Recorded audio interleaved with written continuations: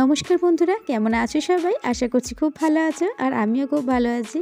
তো এর আগের ভিডিওতে তোমাদেরকে দেখিয়েছিলাম যে আমরা পুরীতে এসেছি এবং সেখান থেকে কোনখানে বেড়াতে গেছি সেগুলো দেখিয়েছি। তো আগের দিন আমি দেখিয়েছিলাম যে চন্দ্রভাগা বিচ, কোণারক মন্দির আর ধবলগিরি যে দর্শন করতে গেছিলাম সেখানে সমস্ত কিছু তোমাদের সঙ্গে শেয়ার করেছি। তো আজকে যাব বাকি যে জায়গাগুলো এখন আমরা দেখেছি, তো সেগুলো দেখতে যাচ্ছি, সেগুলো তোমাদের সঙ্গে শেয়ার করব। আর নন্দনকাননও যাব, তো সেটাও তোমাদেরকে দেখাবো। তো অবশ্যই করে ভিডিওটা শেষ পর্যন্ত দেখবে। আর ভিডিওটা যদি ভালো লাগে তাহলে একটা লাইক করে দিয়ে প্রচুর পরিমাণে শেয়ার করে দেবে। আর তারই সঙ্গে সঙ্গে চ্যানেলটাকে সাবস্ক্রাইব করে দেবে আর পাশে থাকা বেল আইকনটিকে প্রেস করে দেবে, তাতে আমার ভিডিও দেওয়ার সঙ্গে সঙ্গেই তার নোটিফিকেশান তোমাদের কাছে পৌঁছে যাবে। তাহলে দেখতে থাকো পুরো ব্লগটা। তো এখন আমরা চলে এসেছি উদয়গিরি। তো এটা হচ্ছে উদয়গিরি পর্বত, মানে এখানে কিন্তু বিভিন্ন পাহাড় কেটে কেটে কিন্তু এগুলো করা হয়েছে।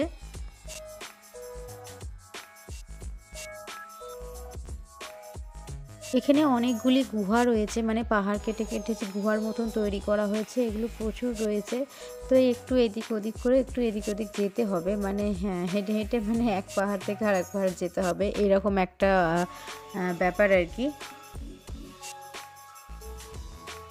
তো খুবই সুন্দর জায়গাটা, দেখো কত সুন্দর জায়গা। তো এরকমভাবে অনেকে নানা রকম পোজ নিয়ে এখানে ছবি তুলছে। তো এখানে অনেকগুলি গুহা রয়েছে এবং প্রতিটা গুহারই কিন্তু এক একটা নাম রয়েছে। তো অতগুলো নাম আমার এই মুহূর্তে মনে পড়ছে না, তবে এখানকার গাইডগুলো কিন্তু প্রত্যেককে সাহায্য করছিল প্রতিটা গুহার নাম বলে বলে। আর এখন আমরা চলে এসেছি খণ্ডগিরি। তো এবার আমরা খণ্ডগিরিতে উঠে পড়বো, মানে পাহাড়ে। তো এইখানেও কিন্তু অনেক ছোট বড় অনেক গুহা রয়েছে, তো এগুলোরও এক একটা নাম রয়েছে।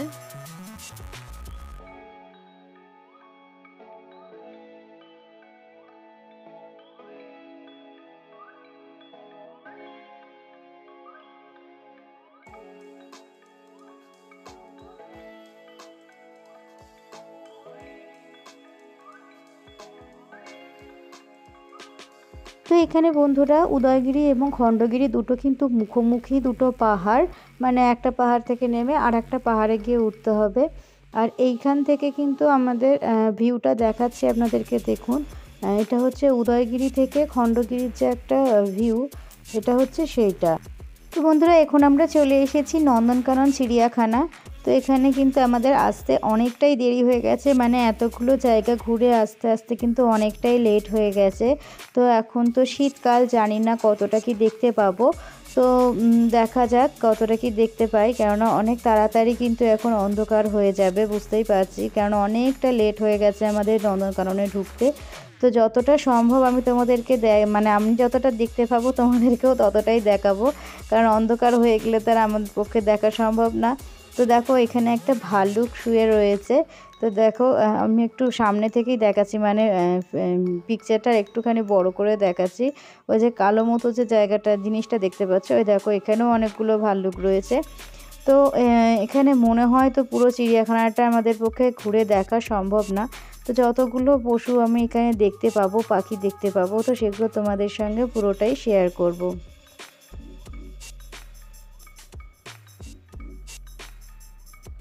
তো ওই দেখো বন্ধুরা, এখানেও কিন্তু কিছু ভাল্লুক ছিল। এটা কিন্তু অন্য একটা খাঁচা, মানে এর আগের খাঁচা যেটা ছিল ওটা আলাদা, এটা আলাদা, এটা অন্য একটা খাঁচা। এখানেও ভাল্লুক রয়েছে।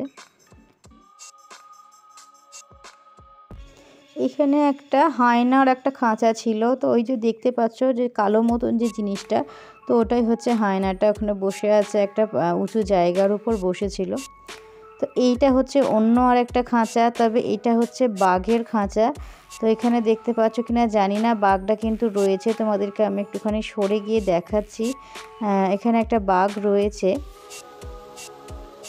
কেননা আসলে কি বলো তো, খাঁচাগুলো বেশ বড় বড় আর অনেকটা দূর থেকে তো দেখতে হচ্ছে, আর প্রচণ্ড ভিড়ও রয়েছে। তো দেখো দেখো এখানে একটা মনে হয় খেতে দিয়েছে ওদেরকে, তো এখন ও খাচ্ছে বসে বসে, কিন্তু দেখতে কিন্তু খুবই সুন্দর লাগছে। আর বাঘের সাইজটা কিন্তু বেশ বড় এখানে।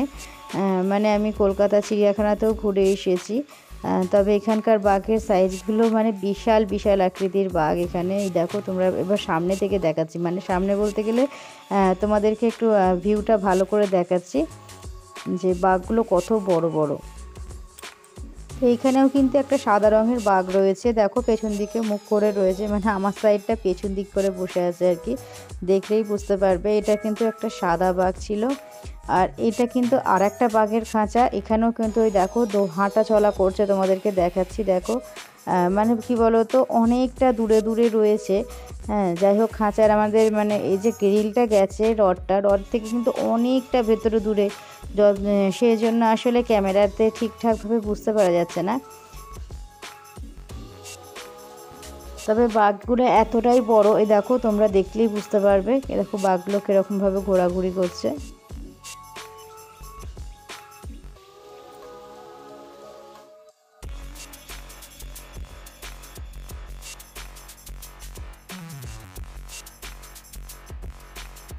তো এটাও কিন্তু আর একটা বাঘের কাছা, এখানে কিন্তু দেখো ঘুমোচ্ছে, মানে এখানে যে বাঘটা ছিল সেটা কিন্তু ঘুমোচ্ছে। তো এখানকার চিড়িয়াখানাটা এতটাই বড়, মানে যদি ভালোভাবে ঘুরে দেখতে গেলে প্রায় গোটা দিনটাই লেগে যাবে হয়তো। আর এখন আমরা চলে এসেছি হাতির খাঁচার সামনে। তো দেখো দূরে কিন্তু হাতি রয়েছে, 3খানা বড় বড় হাতি রয়েছে।